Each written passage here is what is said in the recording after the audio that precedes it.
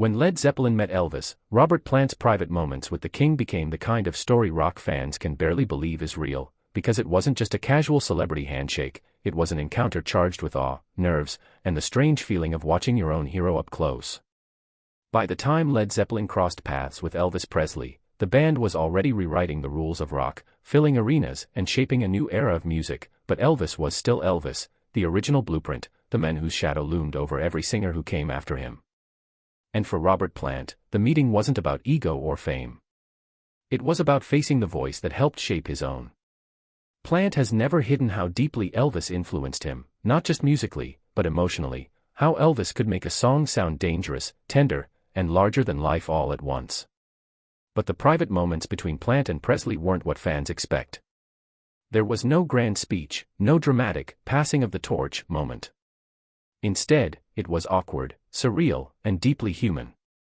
Plant later described the strange energy in the room, Elvis surrounded by his people, his aura still powerful, but his body tired, his presence heavier than the legend suggested. Plant, usually fearless on stage, reportedly felt like a schoolboy, suddenly unsure of what to say.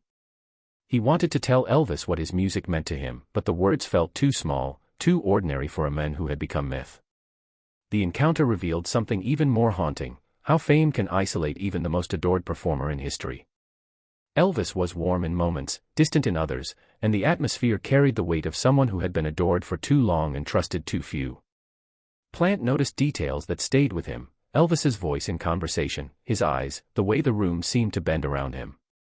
And perhaps most striking, Plant realized that meeting your idol isn't always pure joy, it can feel like seeing a legend up close and recognizing the cracks in the armor. There was admiration, but also sadness, because by then, Elvis was no longer the unstoppable force of the 1950s, he was the king nearing the end of his reign. For Plant, the moment wasn't something to brag about. It was something to quietly carry. It reminded him that even the greatest icons are human, and that behind the glitter and mythology, there's often loneliness, pressure, and exhaustion. And that's why Robert Plant's private moments with Elvis still fascinate fans today, not because they were flashy, but because they were real.